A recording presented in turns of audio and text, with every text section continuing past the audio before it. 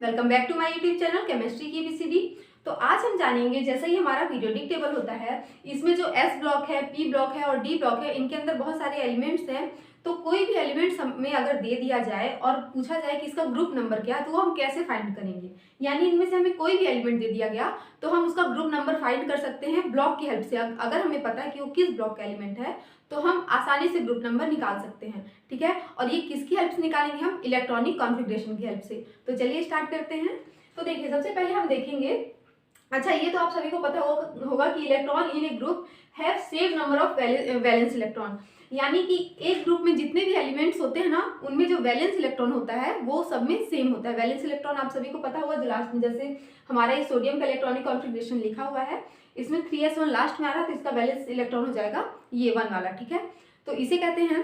तो एक ग्रुप में जितने भी एलिमेंट्स होंगे उन सब का जो वैलेंस इलेक्ट्रॉन होगा वो क्या होता है? सब में सेम होता है। ठीक है, अब हम देखते स्टार्ट करते हैं एस ब्लॉक एलिमेंट से।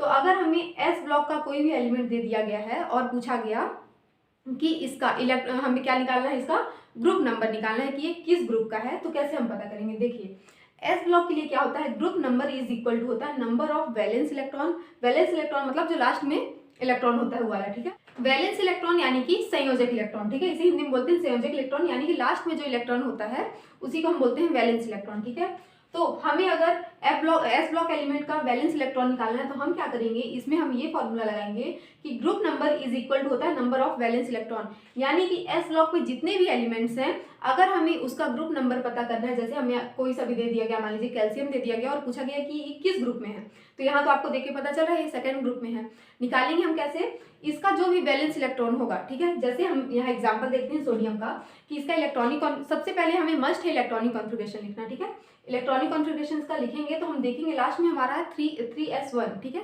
यानी कि इसमें वैलेंस इलेक्ट्रॉन है 3s1। तो हमारा यहाँ लास्ट में कौन सा इलेक्ट्रॉन आया है?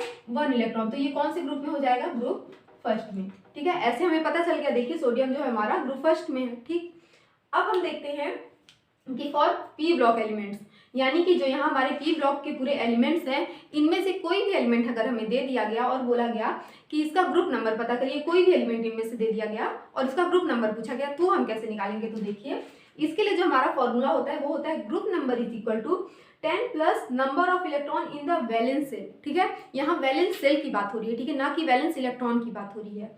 तो देखिए यहाँ ध्यान से, यहाँ एग्जाम्पल हम लेते हैं जैसे नाइट्रोजन का, इसका इलेक्ट्रॉनिक कॉन्फ़िगरेशन होता है 1s2 2s2 2p3। ठीक है, अब देखिए यहाँ बोला गया है क्या फॉर्मूला में कि 10 प्लस करना है, तो 10 सबसे पहले हमने लिख लिया। ठीक, इसके बाद हम क्या देखेंगे इसमें कि इसमें वैलेंस सेल में कितने इलेक्ट्रॉन है, तो आप लोग सब सोचेंगे कि 3 है। ठीक है, लेकिन 3 नहीं होगा। क्यों? क्योंकि देखिए वैलेंस सेल बोला गया है ना, तो वैलेंस सेल में तो 3 और 2, क्योंकि जब हम इलेक्ट्रॉनिक कॉन्फ़िगरेशन लिखते हैं तो पहले क्या होता है, जो पहला सेल होता है उसमें सिर्फ 2 इलेक्ट्रॉन फिल होते हैं, तो ये पहला सेल हो गया। ठीक है, उसके बाद जो दूसरा सेल होता है वो ये वाला होता है जिसमें 8 इलेक्ट्रॉन हम फिल करते हैं, पी का 6 इलेक्ट्रॉन और जो हमारा एस का होता है उसका 2 इलेक्ट्रॉन।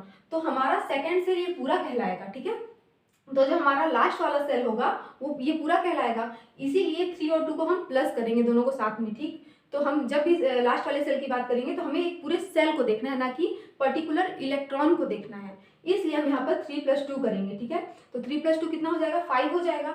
इसीलिए हम number of electron in the valence cell, तो कितना हो जाएगा वैलेंस सेल में इलेक्ट्रॉन? 3 और 2 कितना हो जाएगा? 5। इसीलिए हम 10 + 5 करेंगे, यानी कि 15। अब यहाँ देख लीजिए कि जो हमारा नाइट्रोजन होता है वो 15 ग्रुप में होता है।